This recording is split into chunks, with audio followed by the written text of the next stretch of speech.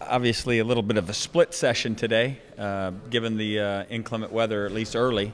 Our grass field got to a place where we would have just ruined it forever if we'd been out there. So we decided to have the offense and defense practice at separate times, with the middle portion of the practice being when we're competing against one another.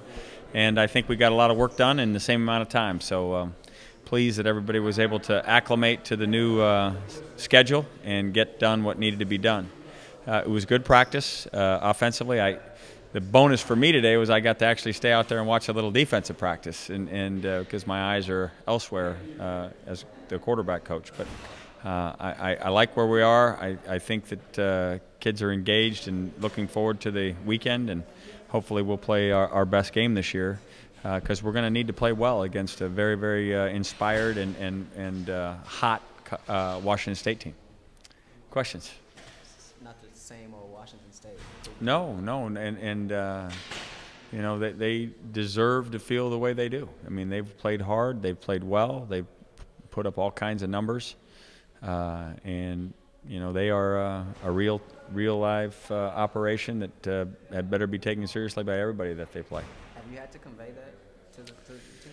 You know, I don't think so. I think we know what kind of game we were in a year ago when the thing got turned into their favor with respect to momentum and the score. I think we have a legitimate and real respect for them, and we know that we're going to have to play really, really well. But we're excited about the chance to play really, really well, because we feel after the weekend against Stanford that we have a lot left in the tank to go out there and produce, and I think we're excited about being home to do that.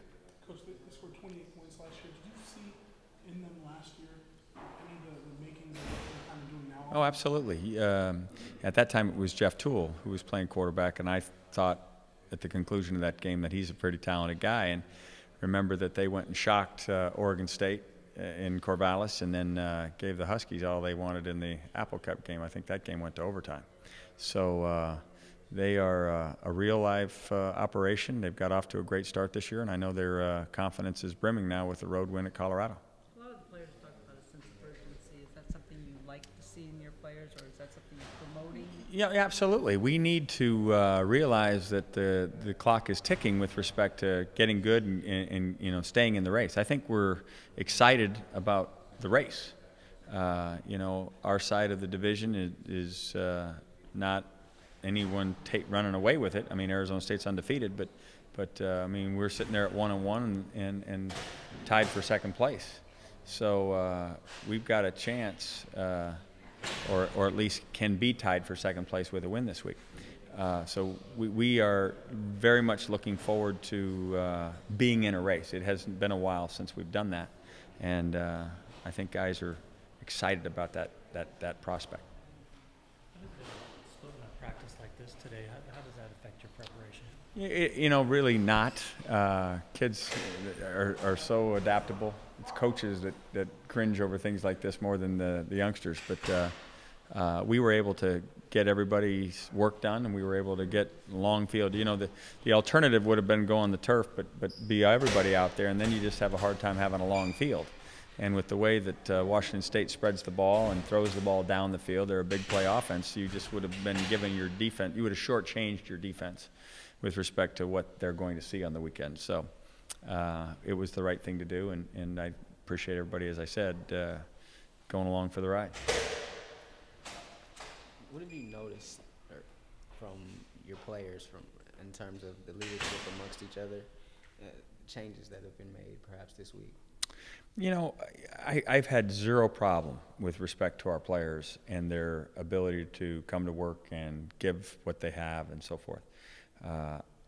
I think, and I sense this, that they realize that it's not just smoke being blown, that we have a chance to be good. I know they felt at halftime of the Stanford game that they could play with these guys. And I know at 24-13, going to get the punt, that we felt like we're going to get ourselves back in this game. And, you know, ultimately the proof will be in the pudding. We have to go out and play like that. But I sense that our guys are excited about, you know, like staying in the race and playing like the team that I think they now can kind of envision themselves to be.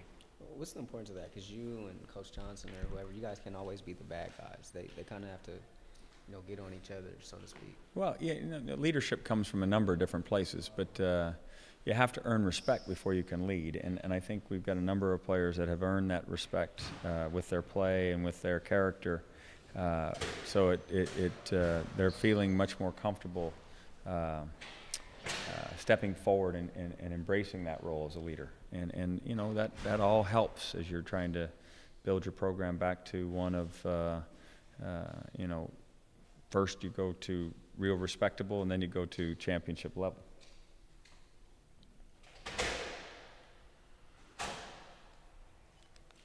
Everybody good? All right, thanks.